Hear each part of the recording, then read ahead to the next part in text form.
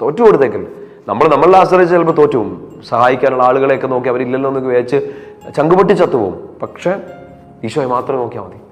അവിടെ ഉണ്ടാവും, ഈശോ വിട്ടുപോകത്തൊന്നുമില്ല. ഇനിയിപ്പോൾ ഒരു പാപം ചെയ്തൊരു അബദ്ധത്തിൽ നിൽക്കുകയാണ്, ഒരു തെറ്റ് ചെയ്തതിൻ്റെ പേരിലാണ് നിങ്ങൾക്കിപ്പോൾ ഒരു വിഷമത്തിൽ നിങ്ങൾ നിൽക്കുന്നെങ്കിലും ഈശോടൊന്ന് സോറി പറഞ്ഞിട്ട് കർത്താവേ എനിക്ക് വേറെ ആരും ഇല്ല കേട്ടോ എന്നൊക്കെ പറഞ്ഞ് ചങ്കുപൊട്ടി അങ്ങ് പറ. He will be with you.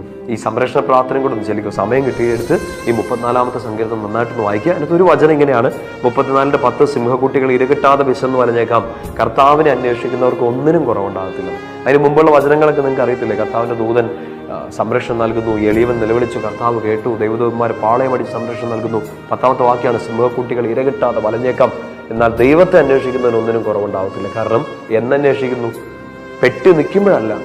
34-ാം സങ്കീർത്തനത്തിൻ്റെ 1-ാം വാക്യം ഓർമ്മയിലേക്ക് വരണം, ഞാൻ എന്നും കർത്താവിനെ സ്തുതിക്കും, എപ്പോഴും ഞാൻ അവിടുത്തെ വാഴ്ത്തിക്കൊണ്ടിരിക്കും.